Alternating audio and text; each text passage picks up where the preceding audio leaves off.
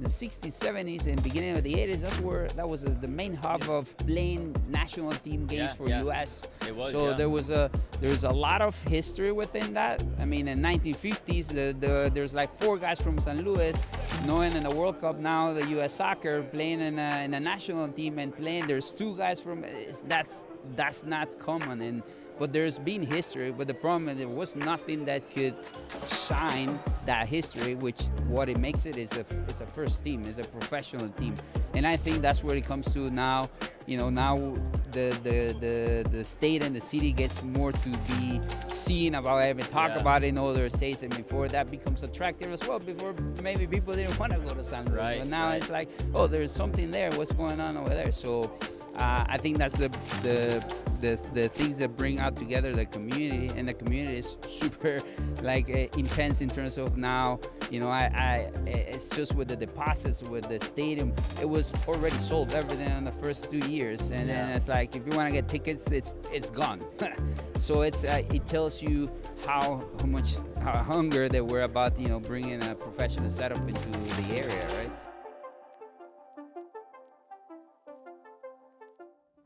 All right, guys, we're here at the United Soccer Coaches Convention. This is episode 42 of the Footy Pod, and our first guest is Luis Swisher, and he is an academy coach at St. Louis City, brand new MLS side that is entering the MLS this next year. But your academy teams have been going this is your second year now?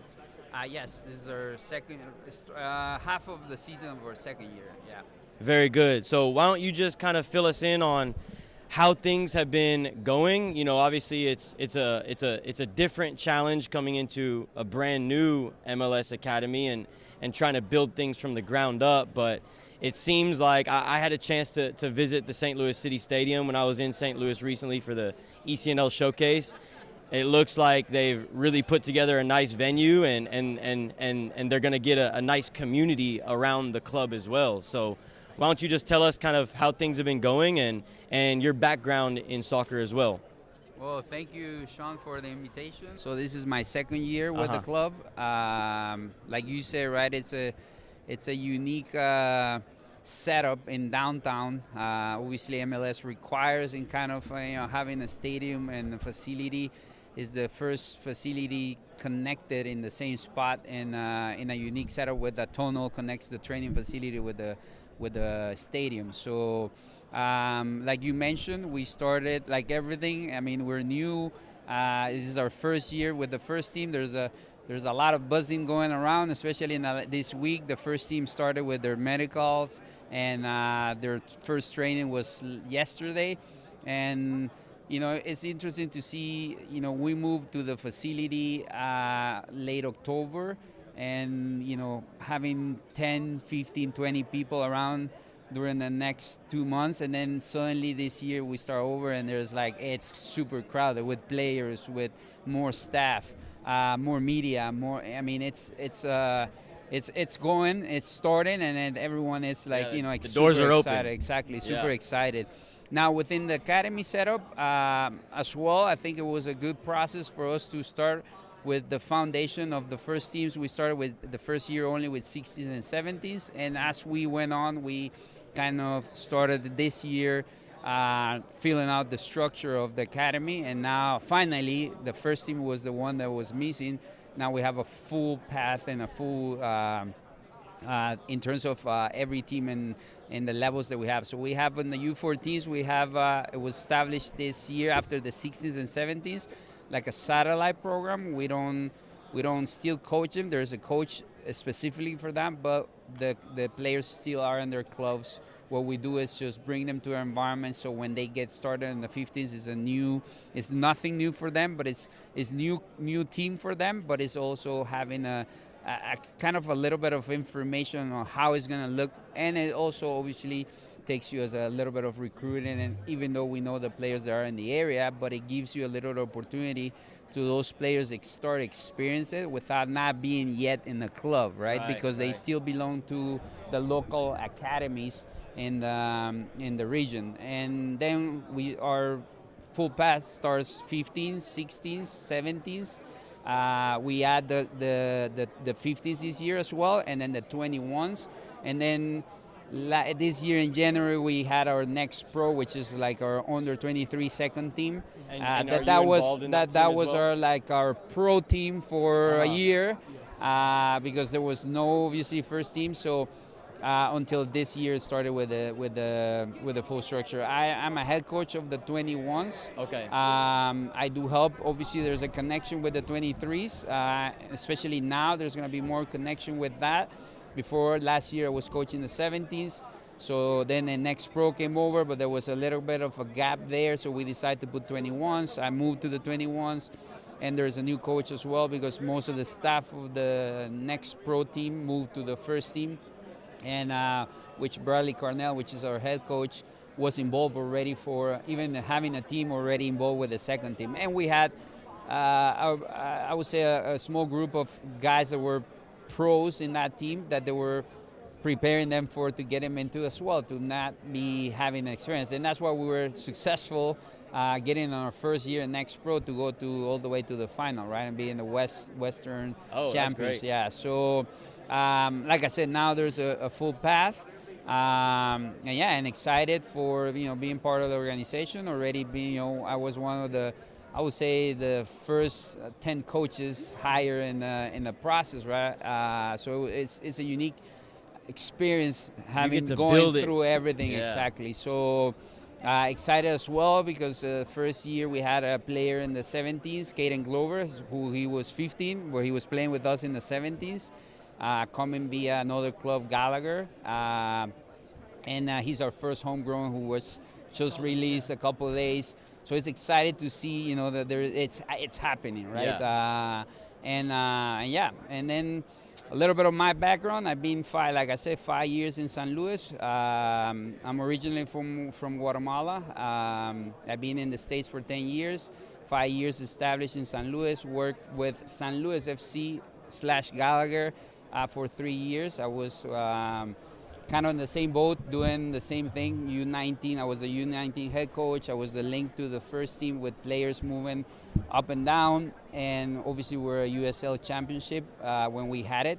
And I was the director of coaching. And prior to that, via that, I came via Colorado. I was 2 years in Colorado working for a USL 2 team. And they have a youth structure as well. Worked there as a director more of Zone 1 with younger ages, and then before that, 3 years in 2 years in Red Bull, work in the training program. So that's how I started here in the States. I started from the bottom, not knowing anyone. Now we're here. I just got hey, where I can coach, and that's it. Obviously, started in Red Bull, worked with them 2 years and a half. Then moved to Cedar Stars for a year in academy setup with their 14s. That's been my path here in the States.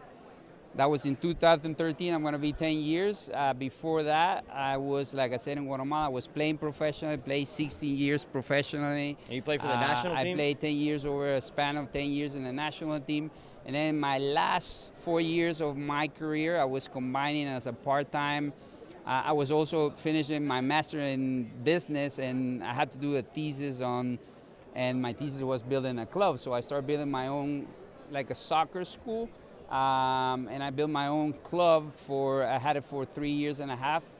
I had to close it and shut it down, obviously, because then I got a job moving up to the States. I always was intrigued about how things were doing. They were here. And then I decided to move up and say, you know what, this is where I'm staying. I mean, there's a lot of growth and a lot of opportunities. Obviously, there's been a lot of, digging and working hard to get to the point where I am. I mean, even back in my country, it's like, people is like, oh, it looks easier, but it's not easier. It's a 10-year, like I said, of, a lot of hard work. And one thing has brought me to the other one, which is good. That's been involved in the industry for all my life, right? Since I started playing, and then from transition from a professional player to a soccer coach. That's awesome, man. And it really is a lifelong, journey and grind. You just got to keep climbing that ladder. I think from your story, a couple things stuck out to me. Number one, with what you're doing with St. Louis, it seems like the way that they kind of built it is a bit unique. in regards to, or in comparison to other MLS clubs, in that you started with the academy, and now you're implementing the MLS team. Obviously, that was always part of the plan, but I think just, I guess from what I've seen, it's like any MLS academy that has come about always came from the first team first, initially. So are there any other clubs that come to mind that you noticed where they started the academy first? The latest franchise, I think they kind of started Nashville, Charlotte, a little bit like that as well. Austin as well. They always put the feet on the water for 1 or 2 years with their academy, and it makes sense. I mean, comparing to the old franchise with FC Dallas, you know, everyone that is in the past, it was already set a league, and then you have to build a structure down, which it makes sense. But for the new franchises that are coming into the MLS, they're starting with the academy. There is starting exactly because there is still a time where, let's say, you get the spot, but you get it into 3 years. So building that foundation, it makes sense because it's easier. I would say it's easier for the experience that we have for our players. For example, players that. We have even Roman Berkey coming to the first team, already playing in a few games in Next Pro. But why is the reason? Because it's easier for him to adapt into just coming in. Like there's a lot of players that they're gonna experience that, but it's gonna be a less for them. So they get to know the city, they get to establish themselves, know what's going on, and it's easier to kind of get in, you know, and then for the younger ages, it is the same as. Oh, you know, you're building a foundation in order to get them more excited. Like I said, the players are super, you know, buzzing because in 2 years, if you go back, it was excitement because they were in city, but there was nothing. We have to rent fields, we have to do this, and now everything is like connecting exactly. Like even when we sit down with the players, it's like, you know, kind of the feedback in terms of things to improve and the things that they like as well. It was interesting. A couple of days I was talking to a player and he was like, he just came to the environment 6 months ago. He was lucky to go inside now with the full thing. And he goes like, what I like, coach, this is a professional setup. I mean, I didn't even have a dressing room and now I have my own dressing room. This could be, and it's tricky, right? Because that's when it comes to the culture, creating that environment. But the players are already like, oh shoot, we're treated as a professional, even though we haven't even got to. Yeah, they're getting close. that taste early. Yeah, I would say, is there, obviously with youth soccer and like coaches and clubs and stuff, there's always kind of like a negative energy around like players kind of leaving and going to another team, or like coaches and clubs leaving. Was there any, like, I guess, kind of bad vibes around St. Louis kind of getting a team with players maybe leaving clubs, going to kind of like the MLS Next teams and the other youth teams you have, or was the city pretty much just all aboard, like all excited? Well, I mean, there were local academies, right? Which that was going to happen. Oh, I mean, sure. that for sure. If we ask Charlotte, if we ask Nashville, if we ask all the teams that they're new with it, you know, there's always a threat for those local academies. But I think at the end they're part of it. It's part of the sense of the community. I mean, I always think that there's no need of competing, even though you're competing, right? But it's more in terms of, I mean, if let's say if I wouldn't have the chance to come to City, I was in one of those academies. If I didn't have the chance, my goal wouldn't be that collaborator will be, because it's a sense of feeling and belonging as well. Of if a player jumps from one thing to the other one, you contribute. And I would say we have to give them credit because most of those players were developed in those clubs. We are just basically, well, in my case, I've been working with this place for 5 years because I feel it that way, because I was in a club where we get the most amount of players that usually come from to the program. But at the end, it is, you know, it's a sense of belonging. I was talking to one of the coaches from now our competitor, but it's a local club. And it's like, oh, he's excited, even pumped about, you know, having a stadium. You know, I was telling him, I mean, it's just about the feeling. And the other club brought it up in a certain point when it was USL Championship. There was a lot of already in the community. There was someone else who was doing it. Now there's someone else who's doing it on a different scale. And then it becomes like, you know, a sense of, and I told them, for example, I didn't have to go to downtown. Now I'm every day in downtown, but it gives you to know places, to get part of knowing restaurants, for example, knowing, that type of things that gives you more into the community, and then the community around as well. They feel like, we have something here that we feel part of, and we got our first game, official game in the stadium versus our second team versus Bayer Leverkusen, and it was packed, and it was like for people that is originally from San Luis, coaches that I was to, co-workers or former co-workers as well, that they were like that feeling that, can you imagine that we have this? Yeah. For me, it's different because I'm an outsider that came Sure. 5 years ago, but Sure. still it is like. There was all these rumors that in 2015, 2016, they wanted to bring MLS to the Lou. That was the famous thing about bringing it to San Luis, and didn't happen. And it was a big shocker for everyone that, because people.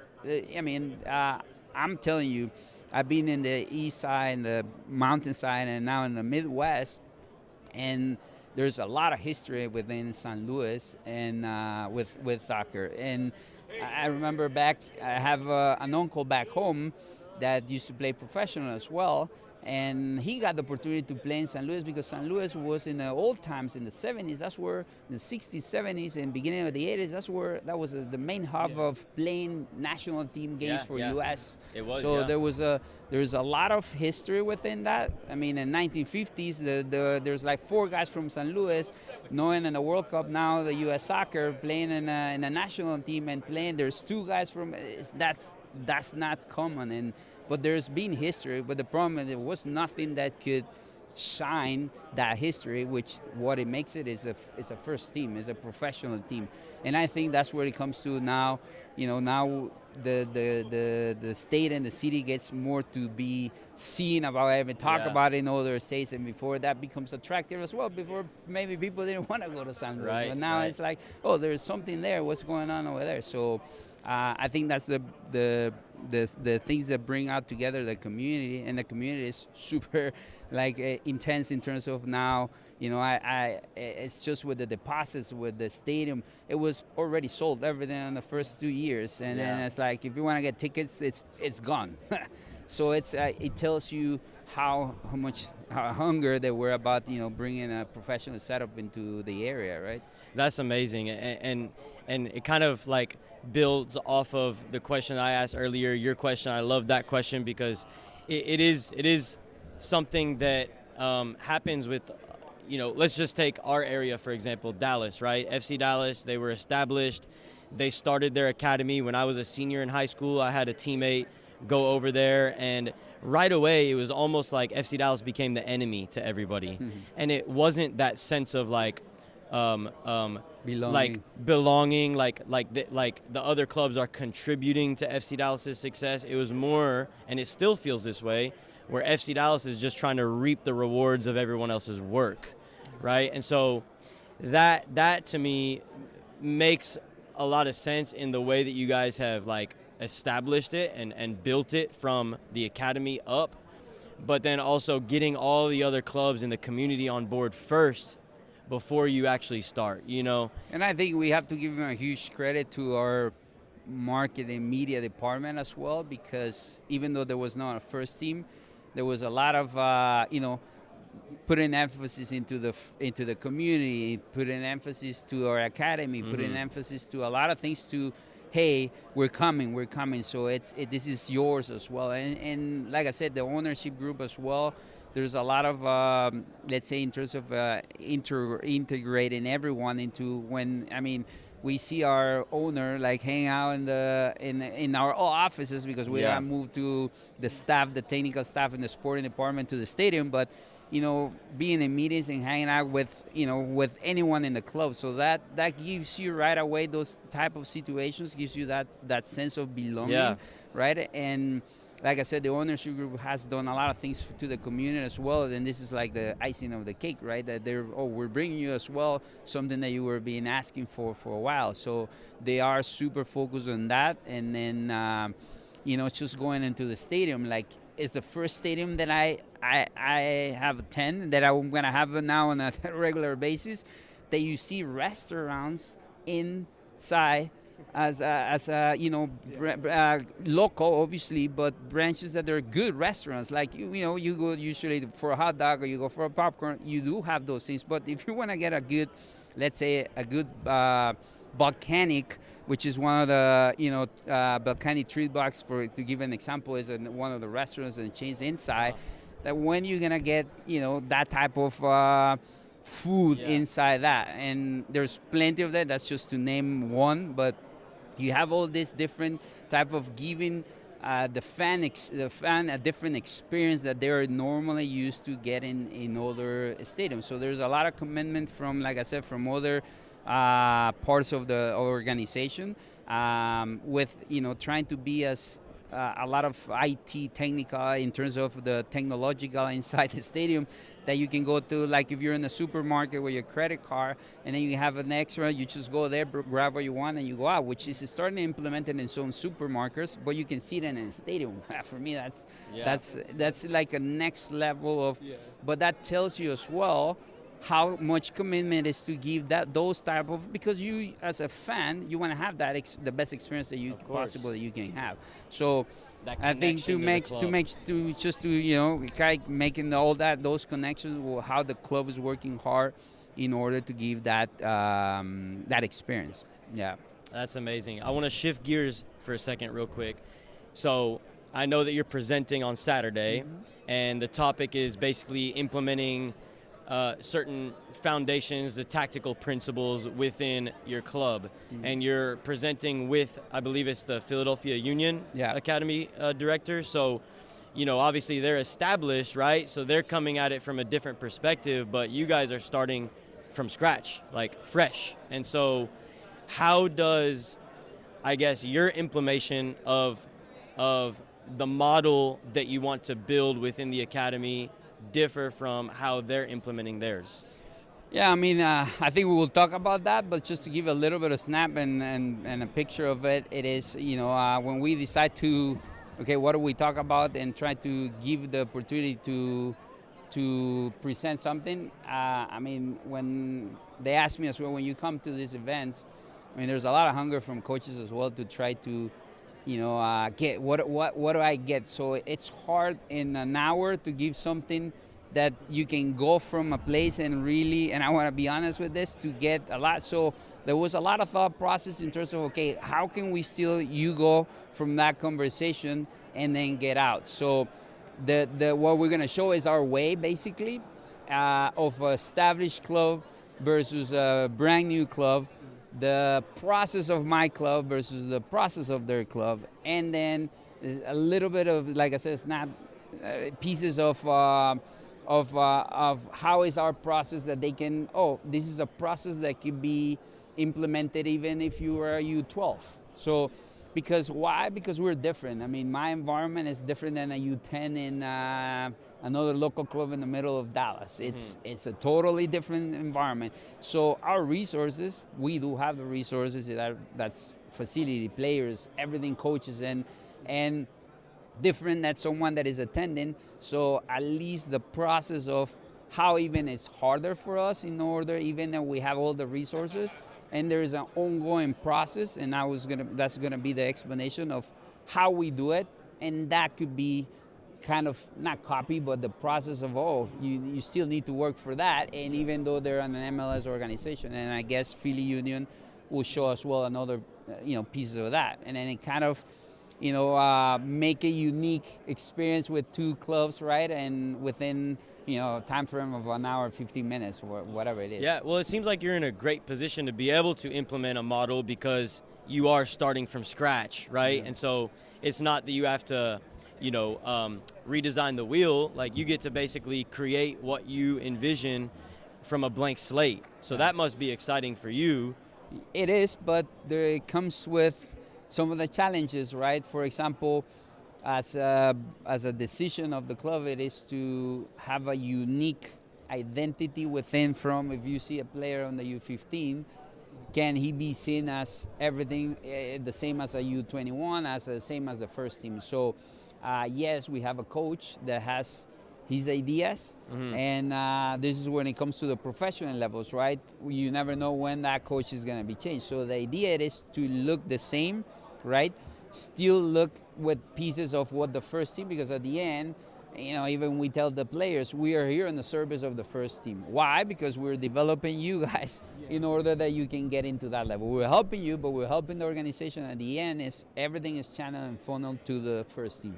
So why? We won not one Caden Glover, we won hopefully 2 or 5, which is hard. But we want more, right? So how that player can get into that level with that. And then it's like you say, it's a blank, and you give you a blank page, and now here it is, work it. There was something given, but still there's a challenge. Why? Because there is age characteristics, there is a different way, there's different players coming from different environments that they get into demographics, things like that, culture. There's a lot of details and challenges that that's where it becomes super challenged, even though it's a blank slate. The blank slate is, okay, how do you want to look? This is how we want to look. You start from scratch. But then you have the challenges where, okay, first team coach wants to implement ideas, and then you don't have any choice. You have to stay under the umbrella and the decisions that the things that you have to do, which we're trying to make it work. But how do we adapt it? Because the pro environment is a totally different story than the developmental side.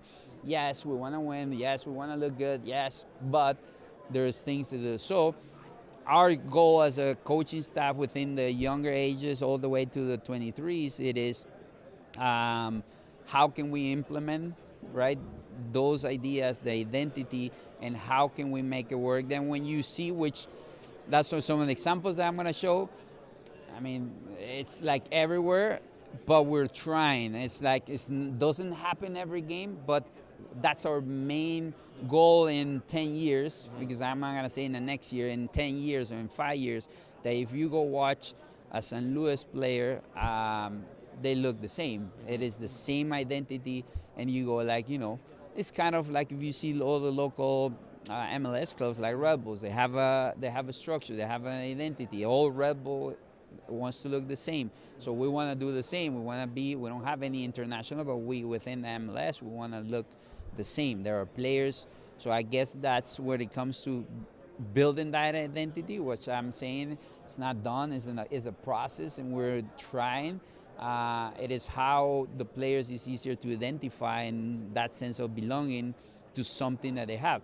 And there's going to be challenges, like I said, the players that don't have those qualities fit into style. How do we fit them so we don't lose players, so we don't lose? So that's our job, obviously, as coaches, to retain in the market. I think y'all are in a real exciting spot as well, because obviously with how much the sport's kind of growing over here in the States, I think any kind of new club has that draw with them. You know what I'm saying? Like if you look kind of at what Austin FC's done, how they were probably founded 2 years ago, 3 years ago maybe, and they're already performing really well. The city's all behind them, and they're kind of loving it. And so I think that's definitely a huge benefit that you guys are going to have, for sure. Just obviously just the fans coming from the start of it, the amount of players that are going to come through there, coming and excited. Is that something that you can kind of already start to see?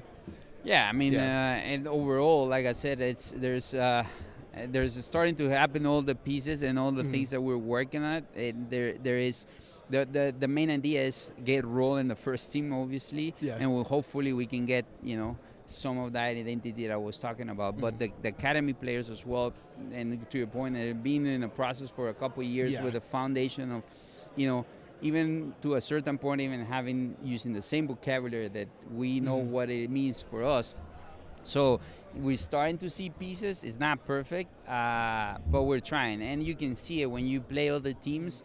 They kind of know, these guys play this way, so this is the way that they're playing. So it gives them a heads up already, but it kind of gives you, okay, but there's already that feeling out there that the clubs know, but that means you're starting to have an identity on what you do, right? So that's like I said, it should happen in all the clubs, and I guess there's a lot of that they do it, right?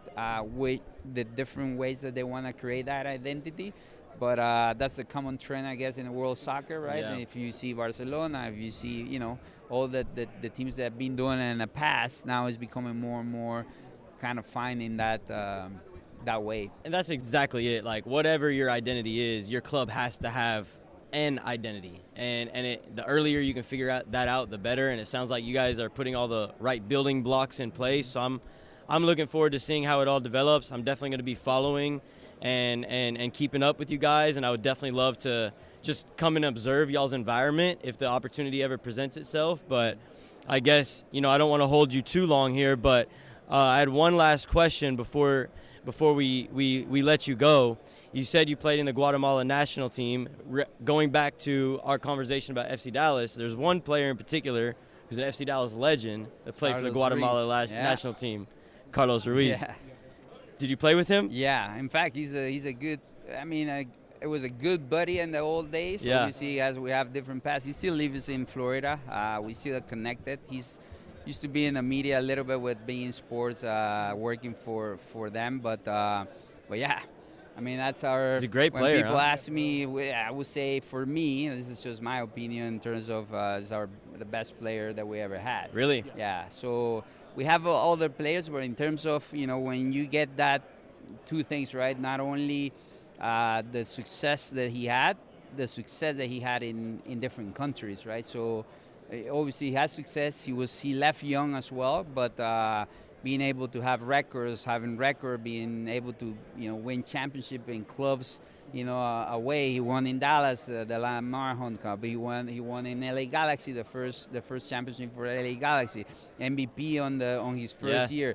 Has the top scorer of MLS. I think he has the goal of the decade. Magnificant goals as well. That, if you ask a player that can score many bicycles, it's like it's amazing how he did it. He played in Europe. The only player from our country to play in the Europa League, and so a lot of success. There were good players in our country, but with a lot of success, he's definitely one, and he's in the top list. He still brags about that. He got to. About even the record on the qualifying. So he's on top of Messi and Ronaldo. He always in social media he keeps bragging about that, which I'm not like that, but he likes to be like that. Yeah. But for example, he has more goals in qualifying World Cup games. And now I don't think Messi is going to do another World Cup, and I don't think Cristiano Ronaldo will do another qualifying. Might do a couple. They might because Roberto Martinez just got signed for Portugal. He was talking about so there might be a bringing chance him that they back catch in. him up. Yeah. So he's in first. He has like 39 or something, or 36, something like that. And then Messi and Ronaldo is on 32, and Messi's on 27. But even Scaloni just came out and said that he might play another World Cup. Everyone says, well, he scored versus the islands. Yeah, but they all count. But they all count. It's like Ronaldo scores versus Malta, with all respect, or versus Luxembourg or something like that. So, but yeah, he's definitely one of the best ones. Like I said, I still have a good relation. In fact, we started in academy level together in a local club called Municipal. I didn't get to play for that team, which was funny. I did all the academy. And then my debut was in another academy team, where they gave me the opportunity in the first team. But he was with me. He's 1 year younger than me, so we were in the same age level. Oh, gotcha, But yeah, in national team we played together. Many successes, also many times where we were not successful and we had to cry a little bit. But in terms of getting beaten, but yeah. Love it, man. Well, but he's a legend in Dallas for sure. Yeah, absolutely. They still talk about him. Yeah. I don't think we've really had another. Well, of course, we've had Ricardo Pepi and Jesus Ferreira recently, but there was a gap where we didn't really have an out-and-out goal scorer like that. Yeah. But hey, Luis, I appreciate your time, man. Thanks for coming on. Sharing your background, your experiences. Like I said, we're definitely going to be keeping up with you, and good luck in your presentation, and definitely we'll stay in touch. No, thank you. Appreciate the opportunity and excited to be here. Excited as well to be in the convention, and hopefully that people comes and joins on Saturday, just to give a Saturday at 3:30. Awesome. Yeah. Awesome. Thanks, Luis. Thank you. Thank you, Evan.